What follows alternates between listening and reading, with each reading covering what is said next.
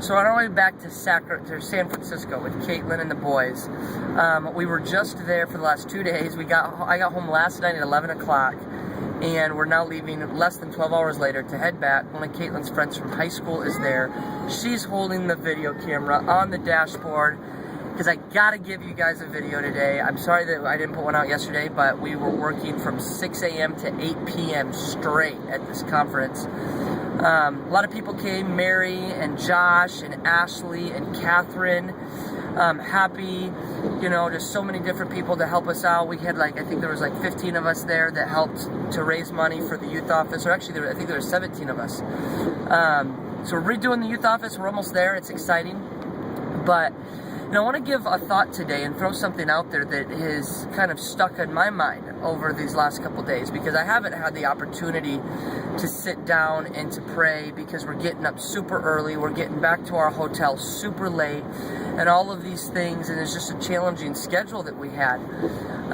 But it was almost frustrating. I kept getting irritated because I wanted to sit down, I wanted to pray, I wanted to read, I wanted to continue this habit that I've been trying to rebuild. And the question hit me: what is your appetite for? What are you hungry for? Even for myself, it's like these last couple days I've been hungry to spend time with God. And you think about a relationship, a boyfriend and a girlfriend, when they're together. I mean, it's all they want to do is be with each other. They just, whatever it takes, they will sneak out of their house. They will do whatever they could possibly do to be together.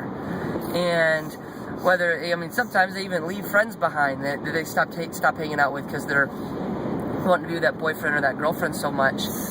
And it just kind of hit me this week.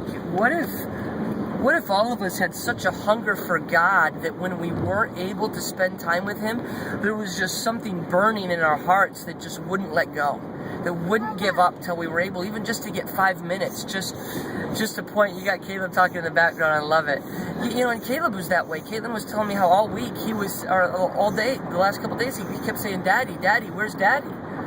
And I shot a little video and posted it up so Kate could show Caleb the video.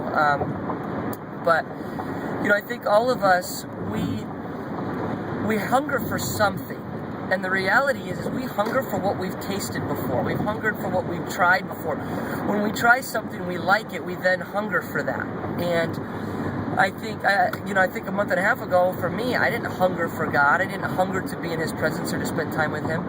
Now that I've built this habit, it's frustrating if I miss a day without it, because there's something in me that pulls towards that. And so I just encourage you guys, keep fighting, keep trucking every day, make it happen. 15 minutes, 5, 5, and 5, and before you know it, you're going to have this habit that's built, that's going to produce in you this hunger and this drive to spend time with God, that nothing else matters, that's all that does, that if there's anything you care about and there's anything you want, you're going to find that it's going to be your relationship with God, spending time with Him, getting to know Him, and being who He wants you to be. So I'm looking forward to where I'm going. I'm looking forward to where you're going. Sorry it's so bumpy. We're in the car. We love you, and I'll talk to you tomorrow.